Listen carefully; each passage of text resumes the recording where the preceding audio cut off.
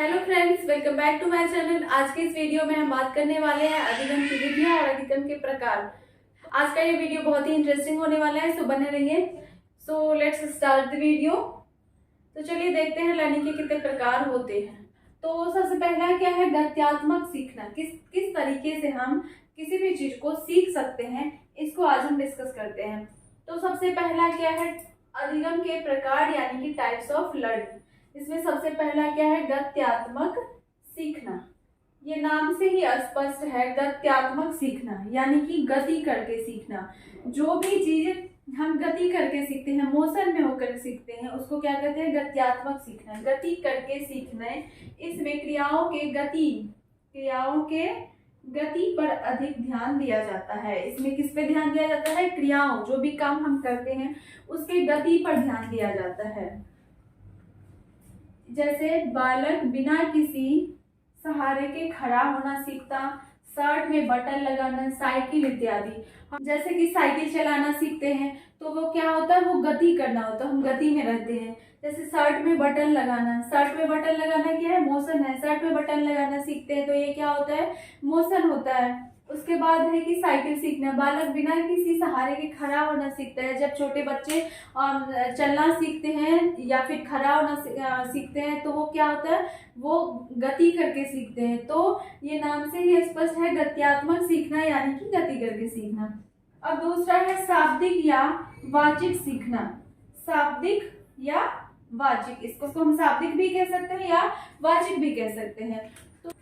पशुओं में गत्यात्मक और मानव में वाचिक प्रमुख है। पशु जो कुछ भी सीखते हैं वो गति करके सीखते हैं। जैसे कि जानवर जो होते हैं वो उछल कूद करके चलना सीखते हैं, दौड़ना सीखते हैं। अभी हम लर्निंग सीख रहे हैं तो कैसे सीख रहे हैं, शाब्दिक सीख रहे हैं। इसमें शब्दों को पढ़ के समझ के सीख रहे हैं, तो ये क्या हो गया, शाब्दिक। दूसरों से मिलना जुलना, समाज में उठने बैठने के तौर तरीके सीखना इत्यादि। इसमें संकेतों, चित्रों, शब्दों, अंकों के माध्यम से सीखा जाता है। जब भी हम किसी सिंबल के माध्यम से किसी भी टॉपिक को सीखते हैं, जब भी हम संकेतों के माध्यम से सीखते हैं या फिर किसी शब्द को पढ़ के सीखते हैं, अंकों को सीखते हैं। मैथ जो हम सॉल्व करते हैं वो क्या होता है, वो अंक में होता है, तो उसको हम सीखते हैं। तो ये सारा किस में आएगा, शाब्दिक या वाचिक सीखना में आएगा।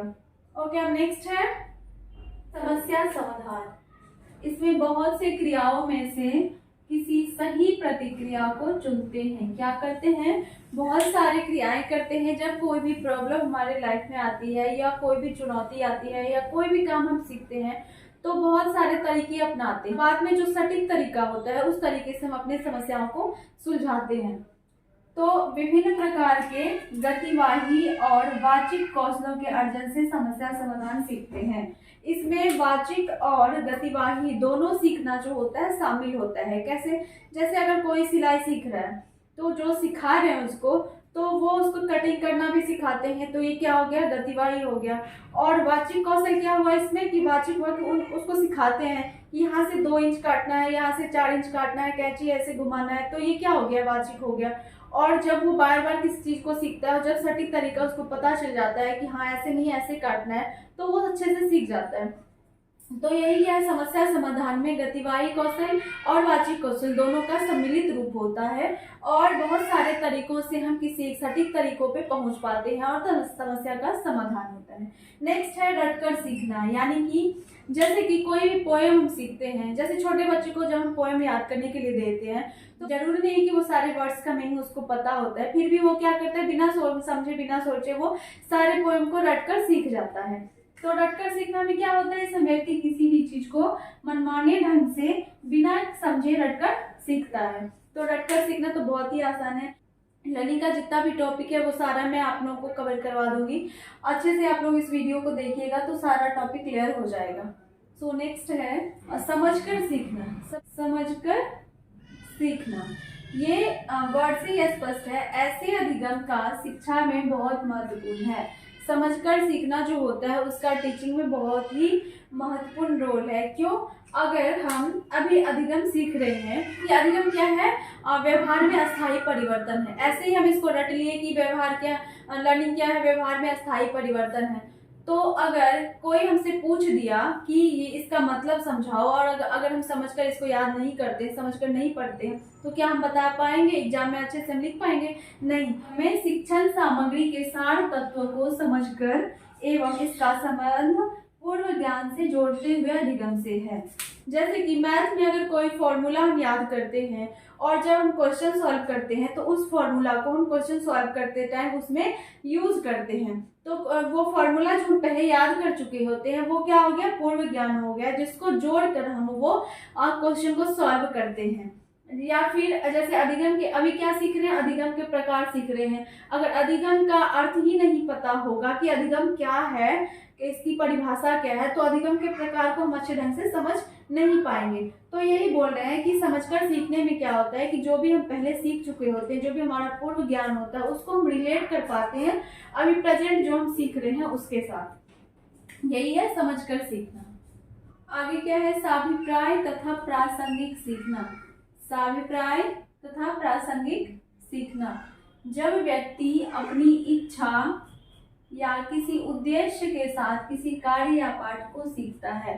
जब व्यक्ति क्या करता है? अपनी इच्छा से या फिर किसी उद्देश्य के लिए किसी कार्य को करता है, किसी पाठ को सीखता है, किसी चीज को करने के लिए कोशिश करता है, तो ये क्या कहलाता है? साभिप्राय कहलाता है। जब हम किसी एम को पूरा करने के लिए या फिर अपनी इच्छा से कि हाँ हमें ये काम करना है, हमें ये चीज़ सीखना है, जैसे हमारी इच्छा है कि हम ड्राइविंग सीखिए, जैसे हमारी इच्छा है कि हम इस टॉपिक को अच्छे से क्लियर करें कि क्या होता है, चलिए इसको देखते हैं, इसको पढ़ते हैं। या फिर एग्जाम आने वाला है, जैसे कि एग्जाम पास करने के लिए विषय को सीखना है, जैसे एग्जाम को पास करना है तो हमारा एम क्या है? एग्जाम। एग्जाम को पास करने के लिए हम जो भी विषय है उसको पढ़ते हैं, सीखते हैं, तो ये क्या कहलाता है? साभिप्राय सीखना कहलाता है। इसी के विपरीत, इसी के उल्टा क्या होता है कि जब व्यक्ति किसी कार्य को या पाठ को स्वयं से ही सीख लेता है तो उसे प्रासंगिक सीखना कहा जाता है। जैसे गीत सुनकर गुनगुनाना, जैसे कोई नया गाना आता है और हम सुनते हैं और उसके 2-4 लाइन ही सीख जाते हैं और अपने आप गुनगुनाने लगते हैं। हमारा उद्देश्य नहीं होता है कि हम इस गाने को सीखें, या फिर हमारा कोई एम नहीं होता है, अपने आप सुन के हम 2-4 लाइन उसका सीख जाते हैं और गुनगुनाने लगते हैं। तो ये क्या है? यह है प्रासंगिक सीखना। कौन सा सीखना है? ये प्रासंगिक सीखना। जब हम कभी बाहर स्कूल से घर आते हैं, घर से स्कूल जाते हैं या फिर कहीं घूमने जाते हैं, कहीं पे कुछ बोर्ड लगा हुआ रहता है, उस पर जो लिखा रहता है उसको पढ़ के हम अपने आप सीख जाते हैं। हमारा कोई एम नहीं होता है कि इसको सीखना है, बस सामने देखते हैं और अपने आप हमें वो लाइन याद हो जाता है। तो ये क्या हो गया? प्रासंगिक सीखना, जिसमें हमारा कोई मन नहीं है या फिर कोई एम नहीं है, वो हो गया प्रासंगिक। और जो काम हम अपनी इच्छा से करते हैं, कोई किसी एम के लिए करते हैं, तो वो हो गया साभिप्राय सीखना। अब नेक्स्ट है विधि, कि सीखने की विधि कौन कौन सी है, किस किस विधि से हम किसी भी चीज को सीख सकते हैं। ये तो प्रकार था, अब विधि को देखते हैं। चलिए फ्रेंड्स, मेथड्स ऑफ लर्निंग यानी कि अधिगम की विधियां, ये जो है इसके 2 प्रकार बहुत ही महत्वपूर्ण है, जिसमें पहला है अविराम विधि तथा विराम विधि। किसी भी पाठ को विश्राम देकर या आराम से सीखते हैं।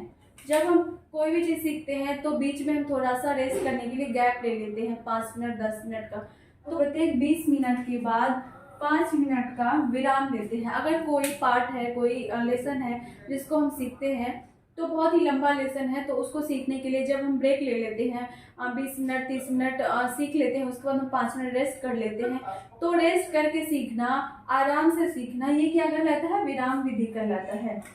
ठीक है। और इसके विपरीत होता है अविराम। पर व्यक्ति जब बिना इसके किसी पाठ को सीखता है, जैसे कोई पाठ बिना विराम के 1 घंटे तक सीखना, जब क्या करते हैं कि जब कोई भी पार्ट बहुत बड़ा लेसन होता है और उसको हम बिना रेस्ट किए, बिना आराम से किए हम उसको सीखते हैं, जैसे कि 1 घंटे 2 घंटे का कोई काम है, उसको हम बिना गैप लिए ही सीख लेते हैं, तो इसको बोलते हैं अविराम विधि। है पूर्ण विधि तथा अंश विधि। ये नाम से ही स्पष्ट है, पूर्ण विधि तथा अंश विधि। जब व्यक्ति किसी भी पाठ को शुरू करने से अंत तक एक साथ ही सीखता है, जैसे कि हम अधिगम सीख रहे हैं, तो अधिगम, पहले अधिगम का अर्थ समझते हैं, फिर अधिगम की परिभाषा, अधिगम के प्रकार, अधिगम की विधियां, ये सारी चीजें जो है हम एक साथ लगातार किसी भी टाइम में बैठकर एक साथ, जैसे 1 घंटे में 2 घंटे में जितना टाइम में हो जाएगा वो एक साथ ही हम सीख लेते हैं, तो ये क्या हो गया? पूर्ण विधि हो गया।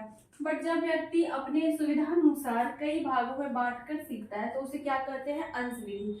जब हम अधिगम की परिभाषा, अधिगम का अर्थ हम समझ लेते हैं, फिर 2-4 घंटे गैप लेके या फिर अगले दिन हम अधिगम के प्रकार सीख लेते हैं, अधिगम की विधियां सीख लेते हैं। मतलब बांट कर सीखते हैं। जैसे कोई भी कविता सीखते हैं तो 2 स्ट्रेंजा एक बार याद कर लेते हैं, फिर कुछ देर बाद हम 2 स्ट्रेंजा याद कर लेते हैं। तो इस चैप्टर को हम पार्ट वाइज बांट कर हम सीखते हैं, तो वो हो गया अंश विधि। और जब एक साथ सीख लेते हैं तो वो हो गया पूर्ण विधि।